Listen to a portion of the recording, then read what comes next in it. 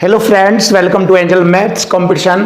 Friends, आज की video start करेंगे गगन प्रताप सर की बुक सीपीओ प्रैक्टिस किंग। और इस बुक के क्वेश्चनों का सॉल्यूशन आपके लिए बहुत ही जबरदस्त और खतरनाक होगा। जैसे कि आज की वीडियो हमारी चल रही है चैप्टर नंबर 1 नंबर सिस्टम से। तो ये चैप्टर नंबर 1 नंबर सिस्टम है। इससे रिलेटेड क्वेश्चनों का सॉल्यूशन आपको बहुत ही प्यारे और बहुत ही सुंदर और खतरनाक तरीके से आपको एक एक क्वेश्चन 1 बाय 1 कराया जाएगा। तो आज की वीडियो का क्वेश्चन नंबर 21 देखते हैं। बहुत ही आसान और इजी मेथड से केवल दिमाग का प्रयोग करके ही क्वेश्चन को इजी बनाया जाएगा। तो देखो, एक कक्षा में छात्रों ने राहत कोष के लिए 3481 रुपये दान किए। देखिए, संख्या में मैंने लिखा 3481 रुपये का दान किया। 3481 रुपये का दान किया। कैसे दान किया कि प्रत्येक छात्र ने कक्षा में छात्रों की संख्या के बराबर, प्रत्येक छात्र का मतलब हो गया स्टूडेंट, प्रत्येक स्टूडेंट ने स्टूडेंट की संख्या के बराबर राशि दान की। देखिए ऐसे, तो कक्षा में छात्रों की संख्या यानी कि स्टूडेंट की संख्या बतानी। तो हमें मालूम हो गया एस स्क्वायर बराबर हो गया 3481।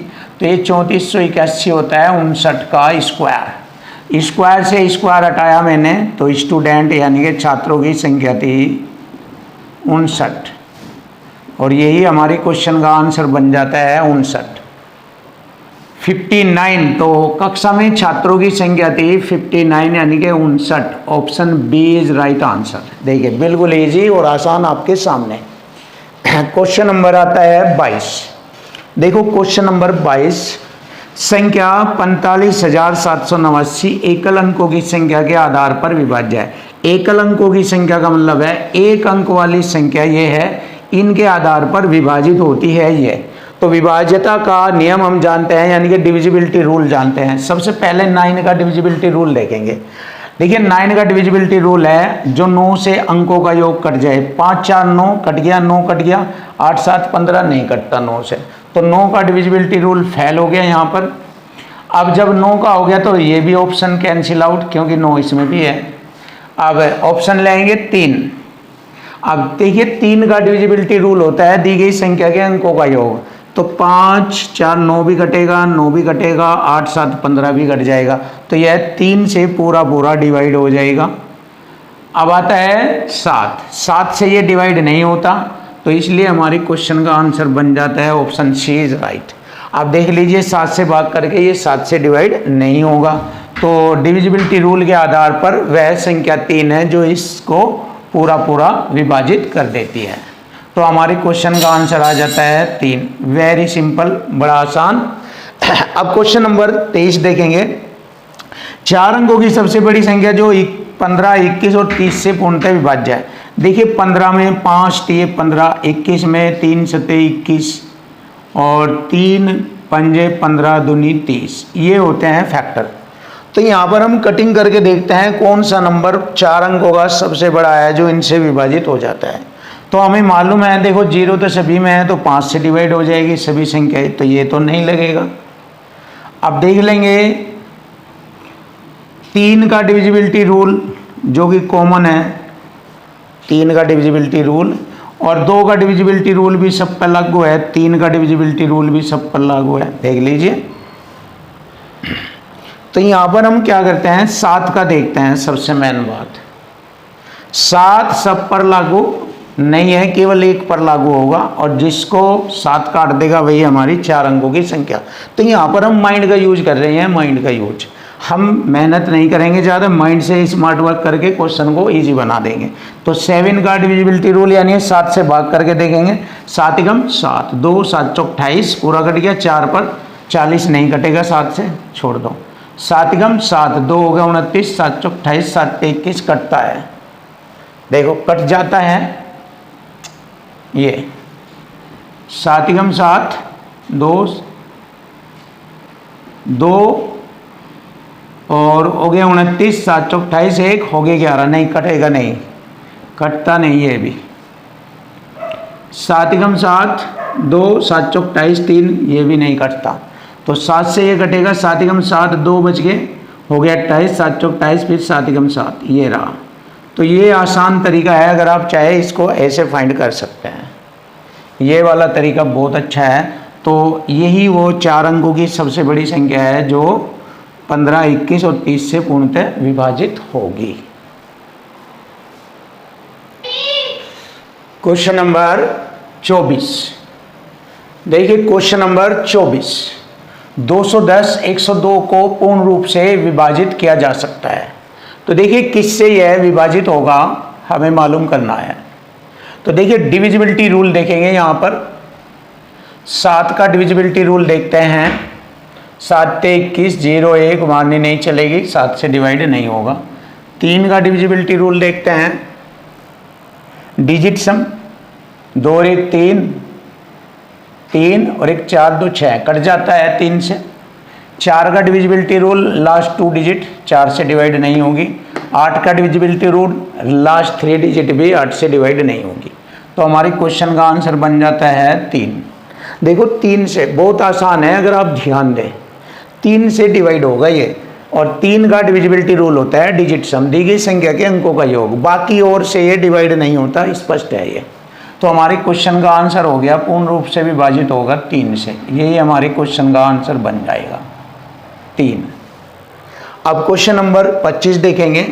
एक माली ने एक बगीचे में 1936 पौधे इस प्रकार लगाए कि उनमें स्तंभों के समान ही पौधों की पंक्तियां हो। रोपित पंक्तियों की संख्या बतानी। यानी कि यहाँ पर हम क्या करेंगे, वर्गमूल निकालेंगे दी गई संख्या का। 1936 का अगर वर्गमूल निकाले तो इसका वर्गमूल होता है 44। तो रोपित पंक्तियों की संख्या है 44, यही हमारे क्वेश्चन का आंसर है। 1936 का वर्गमूल होता है 44। Option B is right. अब देखिए क्वेश्चन नंबर 26 देखेंगे। कौन सी संख्या को 1000 में जोड़ा जाए ताकि संख्या 37 से पूर्ण विभाजित हो जाए। तो 1000 को अगर हम भाग करके देखें 37 से तो मालूम हो जाएगा कितना जोड़ने पर पूर्ण वर्ग हो जाएगी। तो 37 से भाग करेंगे, 37 दूनी ये होगा 74। 10 में से 4 घटाएंगे 6, 9 में से 7 घटाएंगे 2, उतारेंगे 0। 8 बार लेंगे, 8 सती 56, 8 सती 56, 5 8 के 24, 5 29। 6 में से 0 घटाएंगे 6, 9 में से 6 घटाएंगे 3। देखिए 36 के जोड़ने पर पूर्ण वर्ग हो जाएगी ये। तो वह जोड़ी जाने वाली संख्या होगी हमारी 36, क्योंकि हमने ज़्यादा बार चलाई और ये पूर्ण वर्ग बन गया 28 पर जाकर। तो इसलिए जोड़ी जाने वाली संख्या होगी हमारी 36। यही हमारी क्वेश्चन का आंसर बनेगा 36। क्वेश्चन नंबर 27 देखिए। क्वेश्चन नंबर 27 बहुत ही खतरनाक और बहुत ही जबरदस्त बेस्ट सॉल्यूशन आपको मिलेगा। जब पूर्णांक n को 7 से विभाजित किया जाता है तो शेष 3 होता है। तो देखिए n का मान निकालना है, 7 प्लस शेष को भी जोड़ देते हैं। जो भाजक संख्या 7 है उसमें शेष भी जोड़ देते हैं 3। तो n बराबर हो गया 10, n बराबर 10 हो गया। यदि 5n को 7 से विभाजित किया जाए, देखिए 5n को 7 से विभाजित, ये मतलब 5 गुणा n का मान 10/7, तो 50/7। तो शेष क्या होगा, देखिए 7 7 49, शेष बचेगा 1, शेष 1 बचेगा और यही हमारे क्वेश्चन का आंसर बन जाता है 1। Option D is right answer. देखिए ऐसे कर लेते हैं, इस प्रकार से कर लेते हैं ऐसे क्वेश्चनों का सॉल्यूशन। अब देखिए ये भी बहुत ज़बरदस्त सॉल्यूशन मिलेगा आपको। अगर आप इसको दूसरे तरीके से देखेंगे, सिंपल तरीके से, तो ये हो जाएगा। लेकिन इसको थोड़ा सा माइंडली तरीके से देखें तो बहुत आसान और सिंपल बन जाता है। जैसे मैं बताऊंगा आपको। देखो 6 अंकों वाली बड़ी से बड़ी संख्या ये है जो इसने कहा, और जिसे 12 15 20 24 और 30 से अगर विभाजित करने पर तो शेषफल 8 11 16 20 और 26 बचता है। तो देखिए यहाँ पर इनका अंतर है 4 का, 12 8 4 का अंतर, 15 11 4 का अंतर, 20 16 4 का अंतर, मतलब अंतर 4 का दिखाई दे रहा है, अंतर 4 का है। तो हम क्या करेंगे, 4 जो अंतर है इनमें जोड़ देंगे इन ऑप्शनों में, और 4 जोड़कर पता लगाएंगे कौन सी संख्या है जो इनसे कट रही है। तो इसमें एक हमारा खास नंबर है 0 वाला। 0 वाला देख लीजिए, 0 को यानी कि 5 चौक 20 या 10 दूनी 20, 10 का डिविजिबिलिटी या 5 वाला देख लीजिए, दोनों 5 का या 10 का डिविजिबिलिटी रूल यूज करिए। देखिए 10 का डिविजिबिलिटी रूल ये होता है जिस संख्या का लास्ट डिजिट 0 आ जाए वह 10 से कट जाता है। 5 का डिविजिबिलिटी रूल ये कहता है जिस संख्या का लास्ट अंक 0 या 5 आ जाए वह संख्या 5 से कट जाती है। तो यहाँ से हम दोनों कंडीशन में 0 मिल रही है, तो हम क्या करेंगे, दिए गए नंबर में 4 को जोड़ने पर जिसमें 0 आ जाए लास्ट डिजिट वही हमारे क्वेश्चन का आंसर होगा।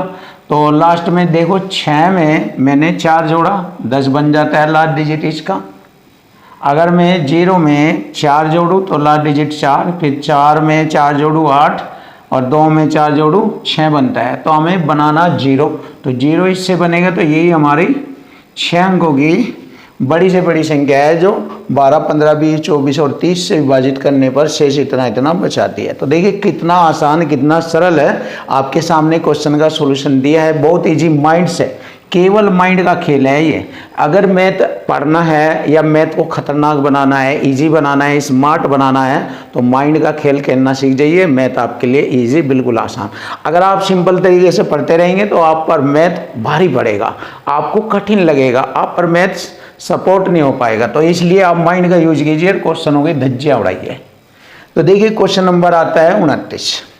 6 अंकों की संख्या ये है हमारी, यदि यह 7, 11, 13 से विभाज्य है, तो देखिए 6 अंकों की संख्या 7, 11, 13 से विभाज्य है, तो 7, 11 और 13 का जो मल्टीपल करेंगे हम और पता लगाएंगे किससे विभाज्य है, मतलब 7, 11 गुणा 13 तो बनता है 1001। अब इसका रूल देख लीजिए, 1001 का डिविजिबिलिटी रूल क्या है, ABC 3 अंकों का रिपीटेशन 2 बार, 3 अंकीय संख्या का रिपीटेशन जो 2 बार आ जाए तो वह 1001 से हमेशा डिवाइड होती है। ये इसका कंसेप्ट है। तो यहाँ पर मुझे दिख रहा है ABC, तो यहाँ पर भी ABC लगेगा, यानी कि हमारा ये नंबर हो जाएगा 479 ये हो जाएगा, और 7, 11, 13 यानी कि 1001 से डिवाइड हो जाएगा। इसका मतलब मुझे मालूम हो गया है ये x का मान, ये y का और ये z का है। x, y, z की वैल्यू मुझे मालूम हो गई है और ये वैल्यू यहाँ पर भरेंगे, क्वेश्चन का आंसर आ जाएगा। देखिए यहाँ पर y प्लस z बटे में x, तो देखिए y कितना है 7, z है 9 बटे में 4, तो हमारे क्वेश्चन का आंसर क्या बनता है, x, y, z। तो क्या बनेगा, 9, 7, 16 बटे में 4, 4 चौक 16, 4 आ जाएगा हल होकर। Option B is right answer. Option B है हमारे क्वेश्चन का आंसर। ये बहुत ही प्यारा और इजी तरीका, देखिए ये होता है ज़बरदस्त तरीका इस क्वेश्चन का। क्वेश्चन नंबर 30, देखिए बहुत ही जबरदस्त और बेस्ट सॉल्यूशन आपके सामने। यदि 7 अंकों की संख्या x 4, 6, 8, y 0, 5 है जो 11 से विभाज्य है, तो x जमा y का मान हमें ज्ञात करना है। तो देखिए हम संख्या लिख लेते हैं, x 4, 6, 8, y 0, 5। हमें 11 का डिविजिबिलिटी रूल फॉलो करना। तो देखिए यह है विषम स्थान पर आए हुए अंकों का योग का अंतर शून्य करना और सम स्थान पर आए हुए अंकों के योग का अंतर, यानी कि विषम स्थान पर और सम स्थान पर आए हुए अंकों के योग का अंतर शून्य करना। तो विषम स्थान पर आए हुए अंक है हमारे x जमा 6 जमा y जमा 5, तो x जमा 6 जमा y जमा 5 ये विषम स्थान के अंक है। और यहाँ पर सम स्थान में 4, 8 जमा 0, 4 जमा 8 जमा 0, तो क्या बनता है ये x जमा y जमा 11 और माइनस 12। क्लियर। देखिए 11 का डिविजिबिलिटी रूल ये कहता है, यानी कि इनके विषम स्थान पर अंकों का योग और सम स्थान पर अंकों के योग का अंतर या तो शून्य होना चाहिए या 11 का मल्टीपल होना चाहिए। ये कहता है रूल 11 का मल्टीपल। अब देखो शून्य तो हो नहीं रहा है, तो यहाँ 11 का मल्टीपल करेंगे। तो 11 का मल्टीपल करने के लिए हमें क्या करना पड़ेगा, x प्लस वाई का मान हमें क्या करना है, 12 है, तो यहाँ पर भी 12 लेना पड़ेगा, क्योंकि 12 से 12 कट जाएगा, माइनस का 12 प्लस का 12, तो 11 रह जाएगा, जो 11 का मल्टीपल है, जो 11 का मल्टीपल है। तो इसलिए हमने क्या लिया, x जमा वाई के स्थान पर 12 लेंगे, जिससे कि अगर देखा जाए 12 प्लस 11 माइनस 12 बटे 11, देख लीजिए 12 से 12 काटा तो देखिए 11 का मल्टीपल आ गया, ये आ गया ना। तो इसलिए हमारे क्वेश्चन का आंसर बन जाता है x प्लस वाई का मान 12, जो कि option D is right answer.